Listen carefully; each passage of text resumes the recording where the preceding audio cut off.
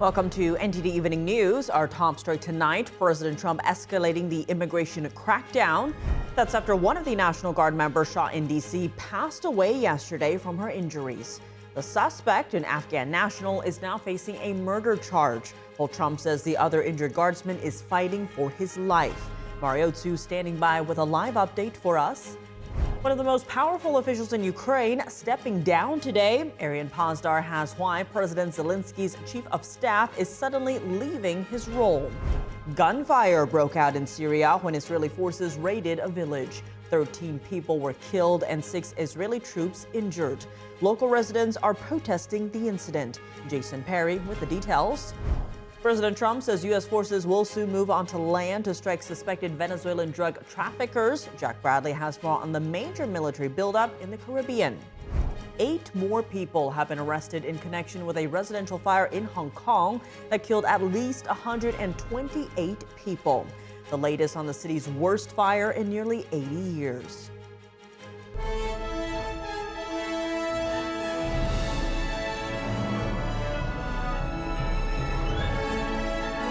This is NTD Evening News, live from our global headquarters in New York City. Here's Tiffany Meyer. Good evening and thank you for joining us tonight. President Trump is now escalating his immigration crackdown amid the aftermath of the D.C. shooting that took the life of a 20-year-old National Guard. The suspect, a 29-year-old Afghan national, is now facing a murder charge as the Trump administration looks into deporting his family. NTD's Washington correspondent Mario Tsu was on the scene when the shooting happened just blocks from the White House, and we now go live to her on the White House's North Lawn. Mari, good evening. Tiff, good evening. Yes, a very tragic Thanksgiving for the families of both a 24-year-old Andrew Wolf and 20-year-old Sarah Beckstrom, the 2 National Guardsmen who were shot the day before Thanksgiving. Sarah, last night, President Trump announced succumbed to her injuries and passed away. The president announcing that from Mar-a-Lago, where he's been spending his Thanksgiving. And there's now an impromptu memorial at the Farragut West station that includes flowers and American flags and notes of thanks and prayer to both Sarah and Andrew and their families. And there's also been an outpouring of support from both officials and those who were close to both of the guardsmen. Both of them were from the 300 West Virginia National Guard, who were mobilized during President Trump's crime crackdown back in August. And those 2 had volunteered to work during the holidays with U.S. Attorney for D.C., Jeanine Pirro, saying that both of them were sworn in less than 24 hours before they were shot. President Trump on Thanksgiving night announced Sarah's death, and Secretary of War Pete Hegseth today, speaking to the troops at the D.C. Armory, said a prayer for both of their families. Watch. And I want to express the anguish and the horror of our entire nation at the terrorist attack yesterday in our nation's capital, in which a savage monster gunned down 2 service members in the West Virginia National Guard who were deployed as part of the D.C. task force, which has done such an incredible job. I must unfortunately tell you that just seconds before I went on, right now, I heard that Sarah Beckstrom of West Virginia, one of the guardsmen that we're talking about, highly respected, young, magnificent person, started service in June of 2023, outstanding in every way. She's just passed away. She's no longer with us. She's looking down at us right now.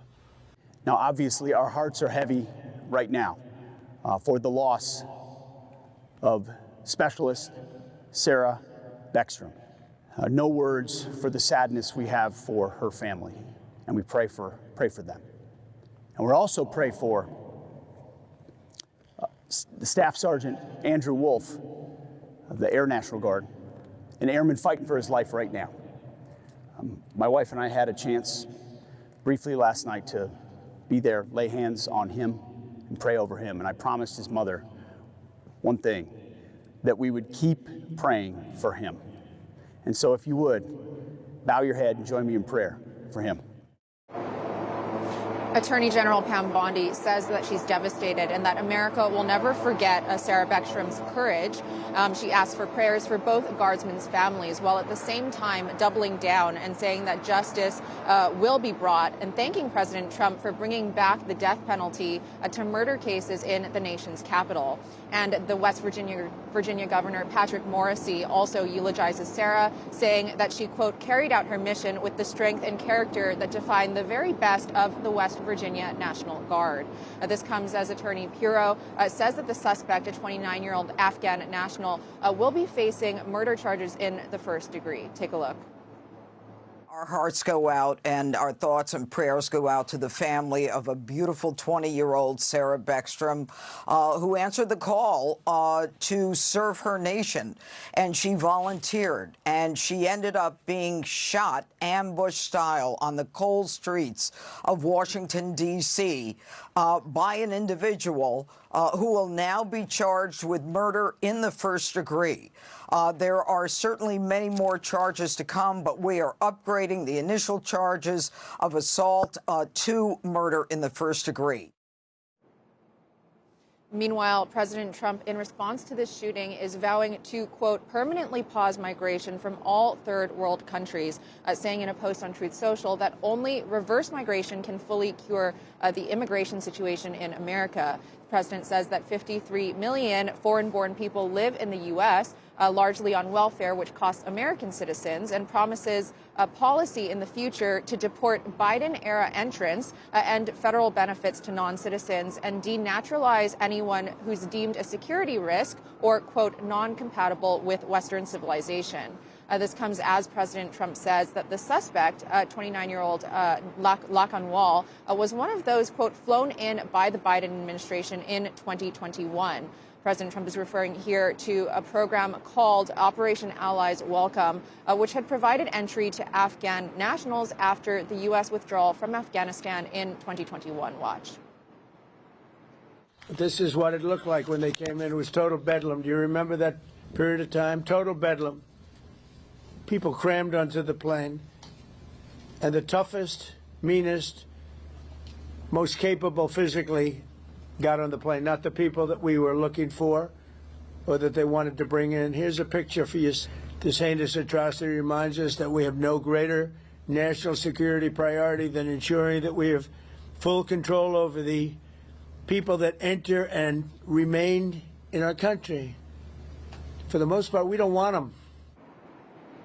The Biden administration says that Operation Allies Welcome program was meant to support vulnerable Afghans, including those who worked alongside the U.S. in Afghanistan. The DHS Secretary Kristi Noem, meanwhile, criticizes the program broadly as having allowed in, quote, thousands of unvetted Afghan nationals, including terrorists. And in the wake of this shooting, the U.S. Citizenship and Immigration Services has announced that it is stopping processing immigration applications from Afghanistan.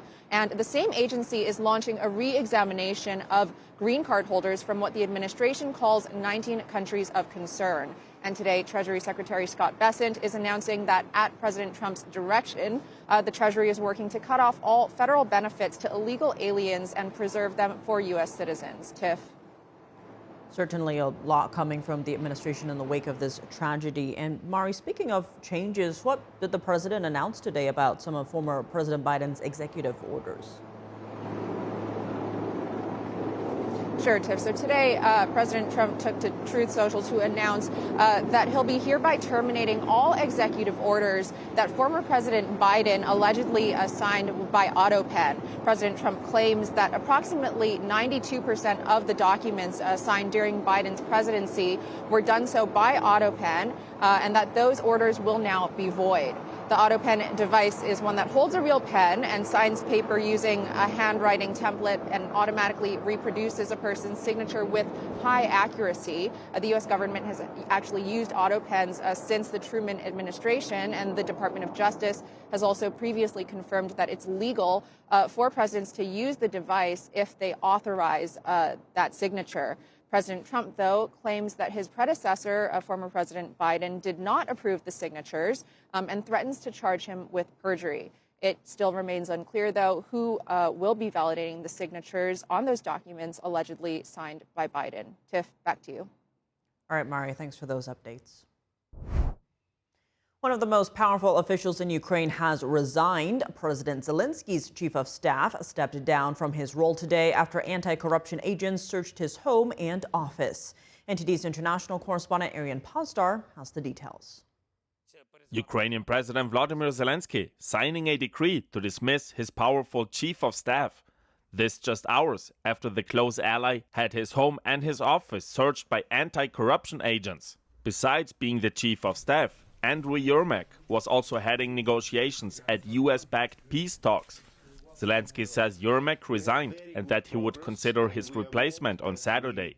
Zelenskyy also suggests that Russia hopes this chaos in Ukraine could benefit the Kremlin.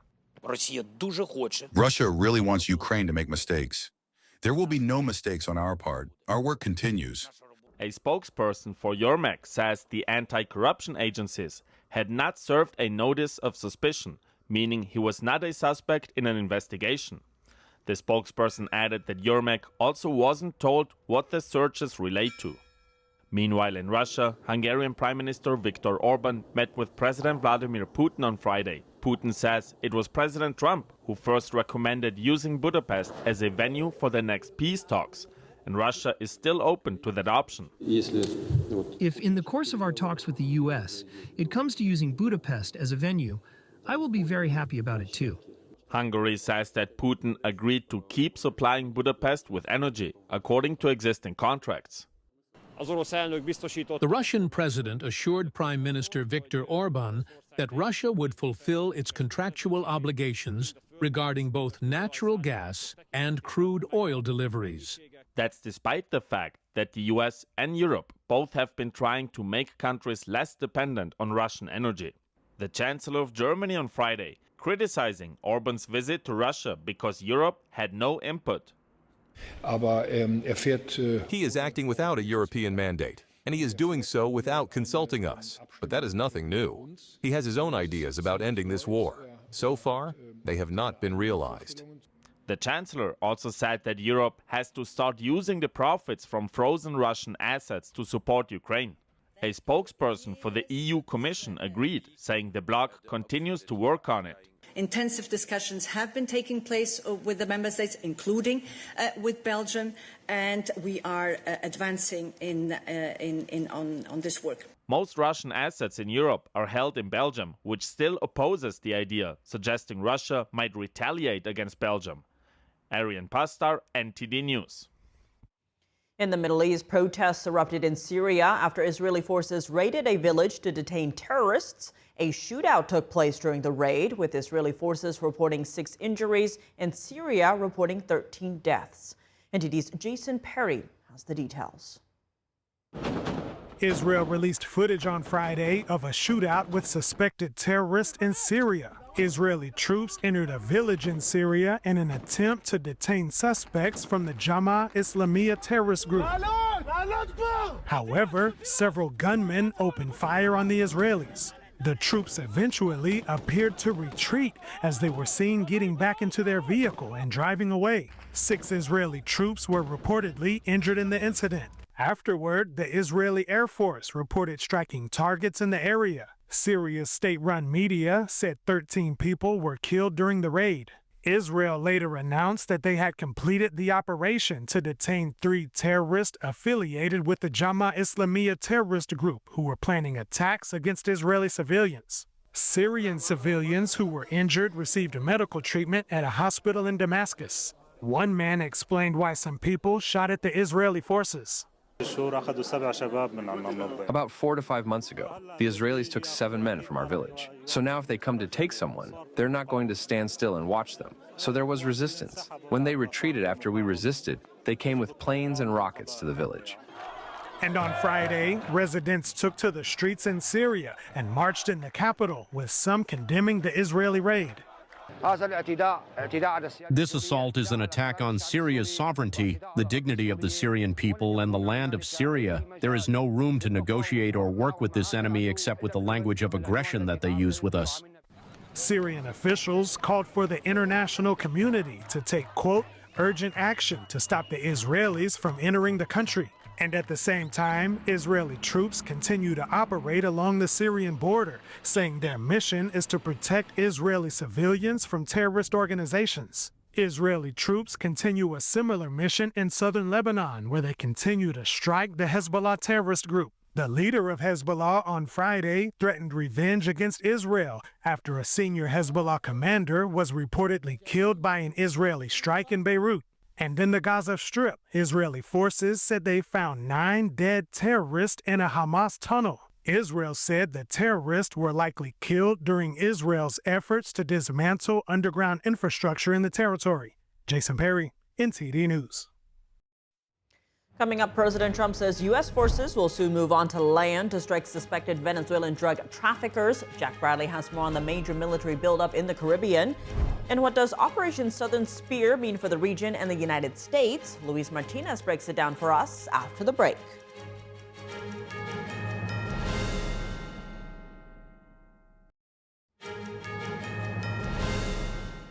Welcome back. I'm Tiffany Meyer. President Trump is now signaling the U.S. will expand its strikes on Venezuelan cartels and drug traffickers onto land. This follows a series of fatal strikes on alleged drug vessels from Venezuela bound for the U.S. NTD's Washington correspondent Jack Bradley has the details. President Trump says the U.S. will expand its strikes on cartels and drug traffickers onto land. And we'll be starting to stop them by land also. The land is easier. It's the next step in a campaign to shut down drug trafficking tied to the Maduro regime in Venezuela. For months, U.S. forces have been targeting what officials describe as maritime smuggling routes in the Caribbean. And Trump says most of that activity has now been cut off. We've almost stopped. It's about 85% stopped by sea. You probably noticed that. Venezuelan leader Nicolas Maduro is responding, saying that Venezuela is prepared to fight against what he calls a foreign threat. The U.S. considers Maduro's government to be illegitimate. And this all comes as the U.S. has built up one of the largest military postures in the Caribbean in decades. Just this week, 6 Marine Corps jets landed at former Roosevelt Roads Naval Base in Puerto Rico. It's part of an effort to move aircraft, drones, and naval assets closer to Venezuelan waters. You've also had Chairman of the Joint Chiefs of Staff Dan Kane touring Southern Command and visiting troops in Puerto Rico and Trinidad.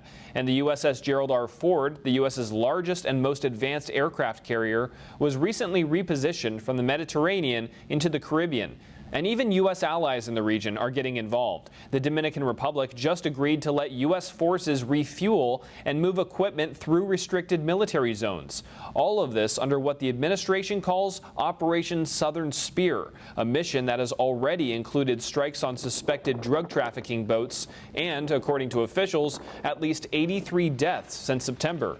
The White House isn't publicly confirming any imminent land operations as of yet, and analysts say that they will likely be covert. When people hear a land operation, they think of massive troops on land moving forward to the capital of Venezuela, Caracas, and going after the Maduro regime. I think it's going to be a little more covert than that. A lot of the targets on land are fixed targets. So you're talking about compounds, you're talking about facilities. Meanwhile, Trump is endorsing a presidential candidate in Honduras to counter the Maduro regime, saying on social media on Friday, quote, "Will Maduro and his narco-terrorists take over another country like they have taken over Cuba, Nicaragua, and Venezuela? The man who is standing up for democracy and fighting against Maduro is Tito Asfira, the presidential candidate for the National Party. Asfira is a conservative and former mayor of Tegucigalpa, Honduras. Trump says that he can work with Asfira to fight the, quote, narco-communists and bring needed aid to the people of Honduras. Reporting by Jack Bradley, NTD News. Earlier this month, the Department of War announced the beginning of Operation Southern Spear. Our Washington correspondent Luis Martinez breaks down what the military operation means for the region and the United States. Operation Southern Spear is now the largest military buildup of the U.S. military in the Western Hemisphere since the Cuban Missile Crisis in 1962. In short, Operation Southern Spear is a joint military task force whose mission is to defend the homeland and to remove narco-terrorist threats from the region. The president has made clear that America is going to secure our interests in the Western Hemisphere And at the center of that is dismantling narco-terrorism, drug trafficking, and criminal cartels from our southern border all the way on down to the tip of South America. We are going to make sure that the American people are safe and protected from transnational organized crime.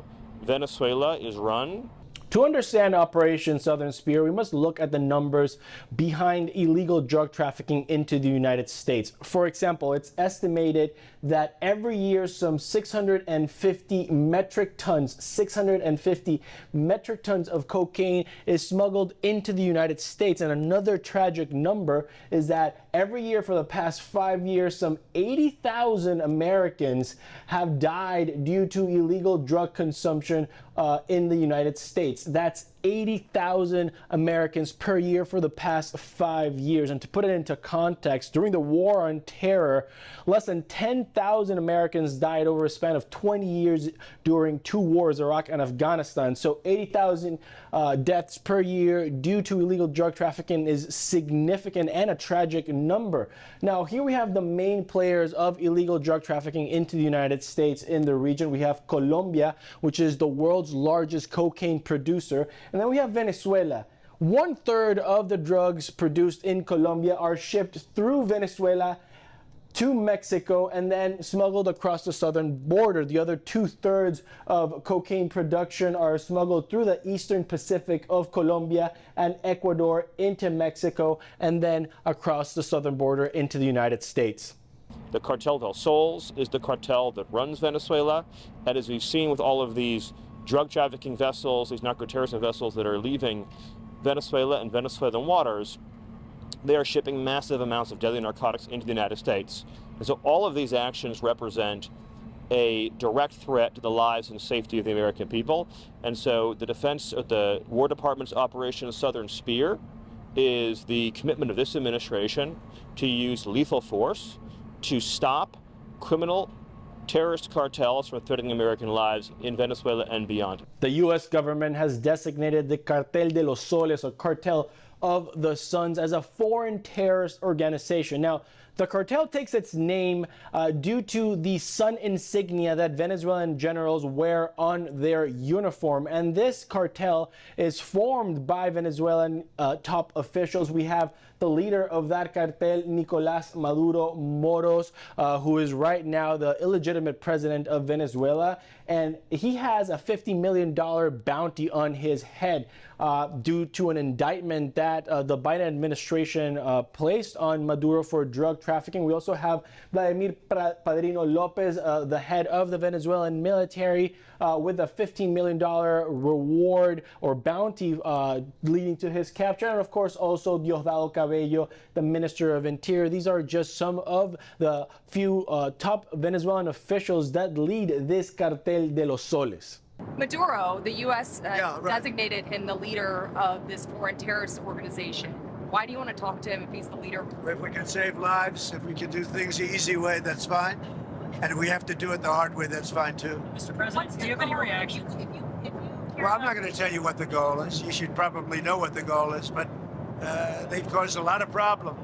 And they've sent millions of people into our country. They were probably the biggest abuser with Tren de Aragua and all the others that they sent in, the drug dealers and drug lords. The U.S. military buildup in the region, in particular the South Caribbean Sea, began over 2 months ago. But it was during the month of November that the USS Gerald R. Ford, the U.S.'s largest and most advanced aircraft carrier, arrived in the region of Operation of Southern Command. Now, this aircraft carrier holds a total of 4,500 sailors and military personnel aboard, and it also has the capacity to have over 75 aircrafts in that carrier to launch strikes, and these are including F-18s and F-35s.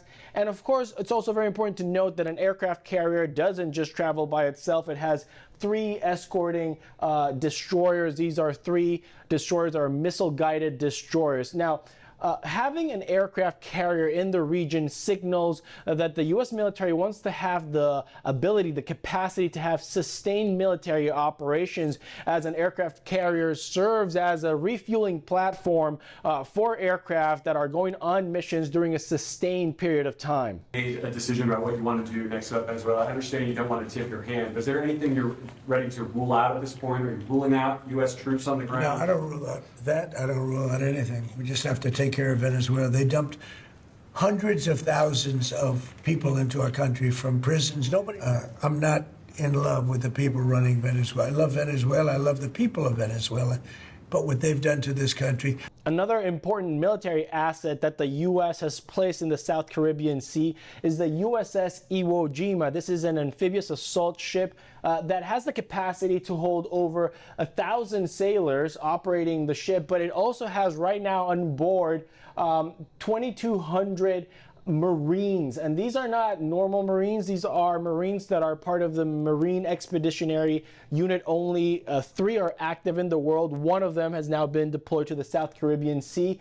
The USS Iwo Jima has a landing platform with the capacity of carrying over 35 aircrafts, and these are helicopters, Osprey ships, and even F-35s that can land vertically. Now, also, the USS Iwo Jima doesn't travel by itself. It has 2 other escorting ships on an amphibious readiness group, and these other 2 other ships have the capacity for landing platforms to then have the Marine Expeditionary Unit, those 2,200 Marines, land with equipment from land, air, and sea into any territory and clear the way for further military operations. Es impresionante. It is impressive how a movement of solidarity is rising everywhere in support of the victorious effort of the indestructible people of Venezuela in the face of these threats, psychological, political, diplomatic wars, whatever they do.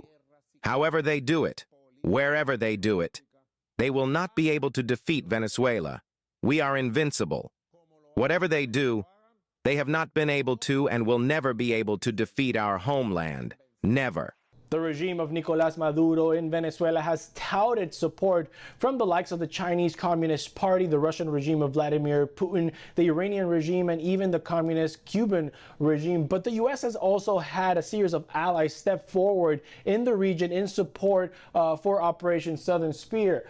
First of all, we have Trinidad and Tobago right here. That is 7 miles off the coast of Venezuela. Trinidad and Tobago have hosted U.S. destroyers for military exercises during this operation. We also have Panama in Central America that has signed a memorandum of understanding with the U.S. government to allow for U.S. military troops to be hosted in this nation. And also in Central America, we have El Salvador. In El Salvador, there's already an AC-130 aircraft that's a special operations airplane, and also a Poseidon-type aircraft that is a signal intelligence aircraft that are flying missions from El Salvador around the South Caribbean Sea. We also have Ecuador, and Ecuador has signed with the U.S. military and the U.S. government to allow for military troops and equipment from the United States to travel freely through its territory. And also Argentina. Argentina has signed on to the U.S. Combined Armed Forces Initiative to fight transnational crime in the region. And lastly, of course, a territory of the United States, Puerto Rico. The U.S. military has rehabilitated a military base in Puerto Rico that is now hosting over 30 F-35 fighters and B-2 bombers. Envision a new Venezuela perched on top of the Western Hemisphere as the premier global energy hub, a symbol of independence and innovation, a new era of ingenuity in an open marketplace of ideas, catapulting the next generation of leaders across all business sectors. For the regime of Nicolás Maduro in Venezuela, the writing is on the wall. There is regional support for Operation Southern Spear. There is a legitimately elected opposition government in Venezuela waiting to take power if the narco-terrorist threat is removed. And the U.S. has mobilized all the military equipment and assets into the region to decisively and effectively remove the narco-terrorist threat and defend the homeland. Reporting from Washington, D.C., Luis Eduardo Martinez, NTD News. Coming up, 8 more people have been arrested in connection with a residential fire in Hong Kong that killed at least 128 people. The latest on the city's worst fire in nearly 80 years. A European chip manufacturer warns of imminent shortages for car makers. The reason, a geopolitical conflict with China sparked over worries about Chinese control of the supply chain. Malcolm Hudson reports when we return.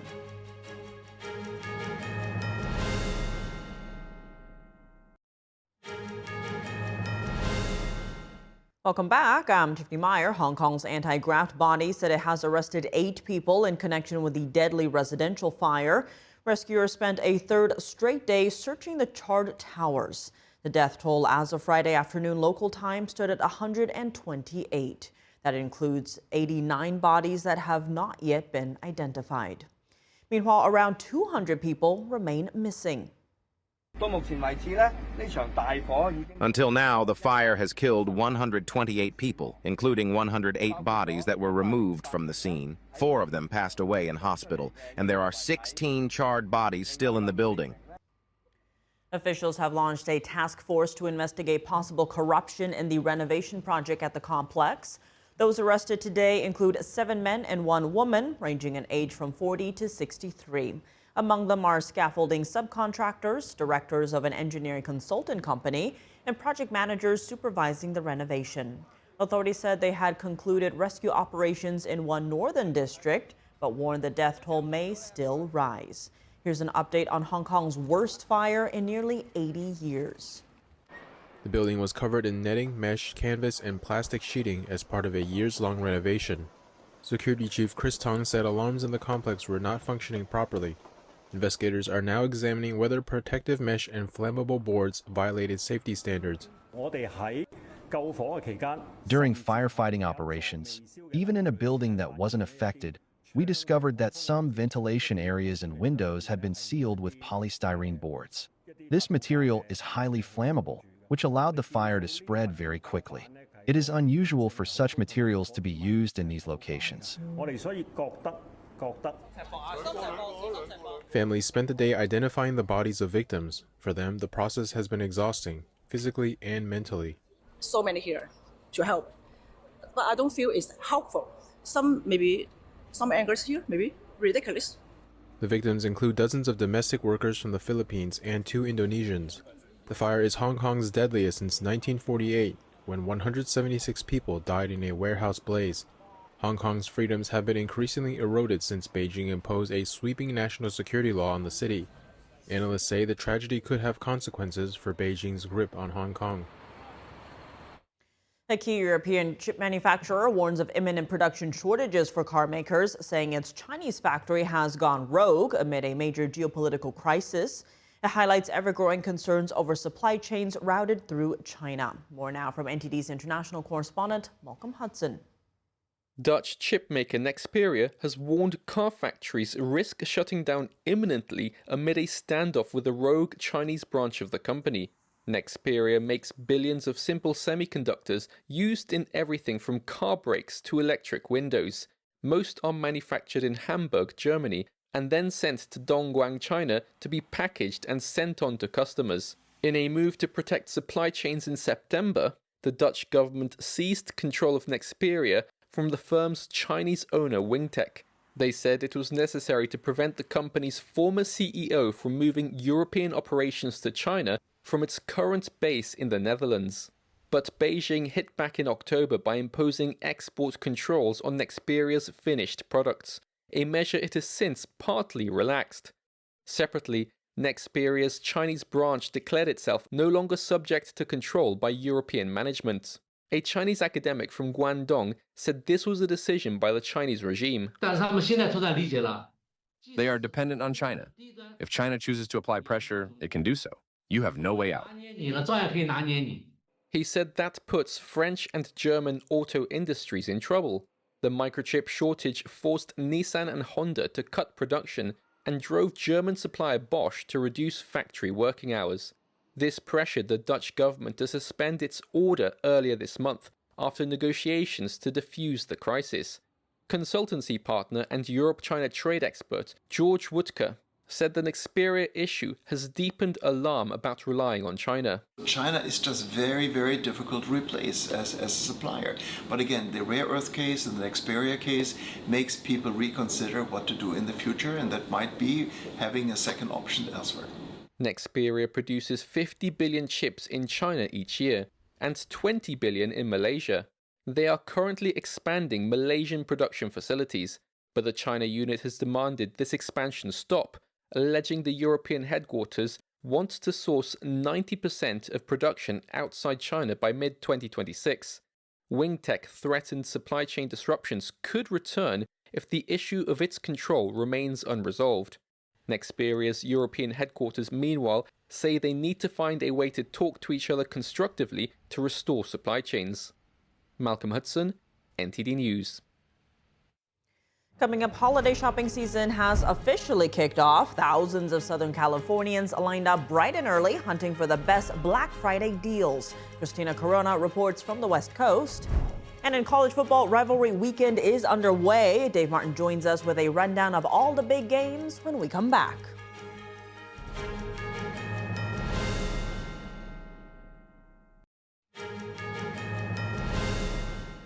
Welcome back. I'm Tiffany Meyer. Black Friday shopping is in full swing across the nation. From early lines to packed stores, shoppers are hunting for deals while watching their budgets.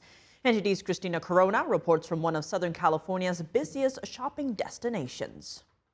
We're here in the City of Commerce at the Citadel outlets, where hundreds of shoppers are lining up to score the best Black Friday deals. Between Thanksgiving and Cyber Monday, an estimated 187 million people are expected to shop nationwide. Citadel Outlets is one of Southern California's busiest shopping destinations, drawing thousands of shoppers each year. We're probably in the middle of our 27-hour spectacle of it all. We started at 8 p.m. last night and we'll run until 11 p.m. tonight. With over 130 stores to choose from, some shoppers lined up at Citadel as early as 4 a.m. I got here at 9 and I've been here, This line took like 40 minutes. So we waited about 10 minutes and that was it being around the corner, and then the experience was just hectic, very, very hectic, a lot of people, but good deals. According to the National Retail Federation, Americans are expected to spend more than $1 trillion on holiday shopping for the first time ever. So far, I just got out of Coach. I just bought everything for my mom and my sister. I just did some quick shopping, Christmas gifts. Columbia, Nike. Clothing remains one of the top in-store purchases for holiday shoppers. With inflation running at about 3% this year, many shoppers are still watching their budgets. But some say prices feel the same, if not even lower, than last year's deals. I think they went down this year.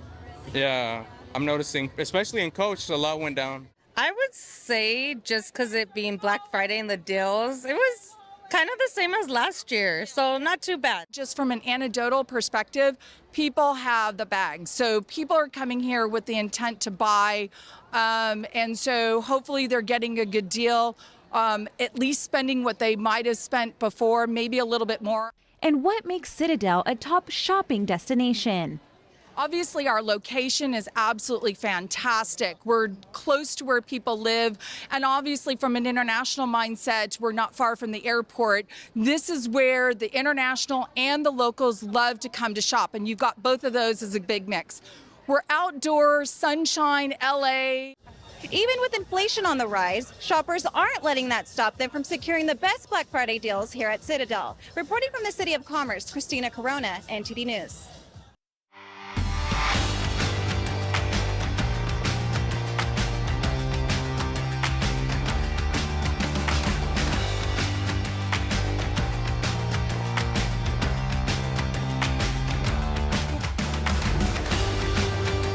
For your sports news, we're joined by NTD's Dave Martin. Dave, plenty going on right now, but let's turn in college football as Rivalry weekend is underway today. What's happened thus far? Yeah, it sounds like I probably just made that up, the whole Rivalry weekend. It looks like it's Rivalry weekend, right? Let me tell you, Tiff, 7th-ranked Ole Miss already won the annual Egg Bowl this afternoon over in-state rival Mississippi State. That was 38-19.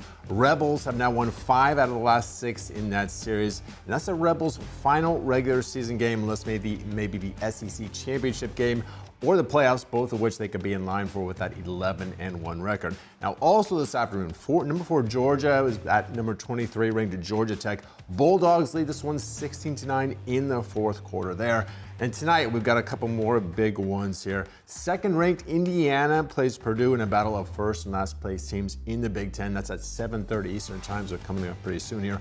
Also at 7:30 Eastern Time in the SEC. Third-ranked Texas A&M is at number 16 Texas. The Longhorns are probably outside of the playoffs at this point, but they would certainly like to spoil the Aggies' perfect season. And tomorrow, then, finally the big one. Number 1 Ohio State is at 15th-ranked Michigan. Buckeyes head coach Ryan Day just 1-4 against his major rivals. At least he has that national championship to fall back on. That game is at noon Eastern Time. Then also tomorrow, we got a bunch more games here.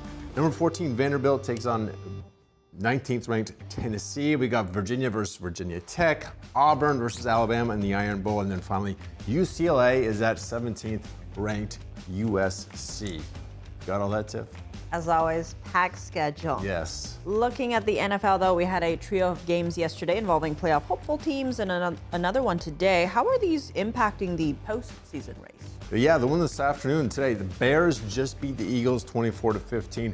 Both teams there are still in first place in their respective divisions now. Chicago maintains that one-game lead over Green Bay, which beat Detroit yesterday. So the Chiefs and the Lions lost yesterday. Now, if the playoffs started today, both those teams would be out. Remember, these are the two teams with the best record in the NFL last season. I don't really know what to make of the Chiefs right now. They keep losing those close games. Meanwhile, the Cowboys, who beat the Chiefs yesterday, playing much better. That's 3 wins in a row, though they still trailed Detroit anyway in the playoff race in the NFC, so plenty of work still to do there for Dallas. Now, last night, meanwhile, Bengals beat the Ravens in Joe Burrow's return. Now, that knocks Baltimore out of first place in the AFC North, which is really their best chance at a playoff spot. If Pittsburgh loses Sunday, though, they'll at least fall back into a tie with them.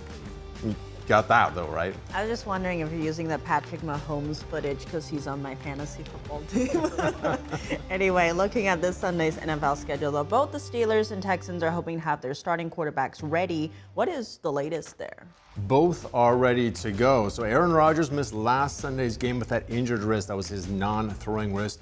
Steelers head coach Mike Tomlin said today, though, it's all systems go regarding Rodgers playing Sunday against Buffalo. Now, if the Steelers win, they take that one-game lead over Baltimore, like I just mentioned. And at this point, for both teams, winning the division really is looking like their best shot at the postseason.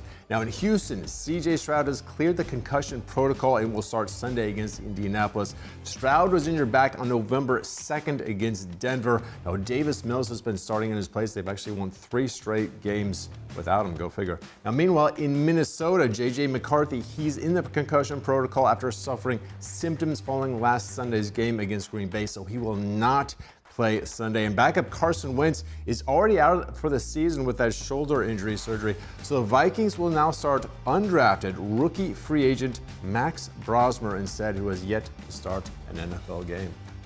Yikes. Yikes. So it's got to be a tough spot to be in.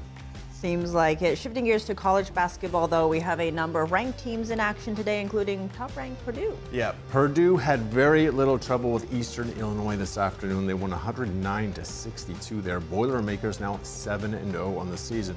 Also this afternoon, 24th ranked Vanderbilt beat St. Mary's 96-71. They are now 8-0 on the season. And defending national champion Florida, ranked number 10, they beat Providence. It's 90-78. Gators now 6-2 this year. Finally, a big one at Madison Square Garden this afternoon. Number 5 UConn beat 13th ranked Illinois 74-61. Huskies led by as many as 17 in this one, never actually trailed. UConn now 6-1 on the season. Illinois falls to 6-2. Now UConn has played quite a tough schedule so far. They've already beaten top 10 teams at BYU and Arizona. Plus, they still have to play Kansas and the aforementioned Florida Gators. Now, elsewhere in college basketball tonight, number 9 BYU faces Dayton at 9:30 Eastern Time. So if you're not shopping, you have plenty of games to watch here, Tiff. Either way, people have options. Yeah, people have options for sure. All right, well, Dave, as always, thanks for joining us. Well, thank you, Tiff. And that's all for today's news. For round-the-clock coverage, visit us at ntd.com/live or download our NTD app. Thanks for tuning in. I'm Tiffany Meyer. Good night.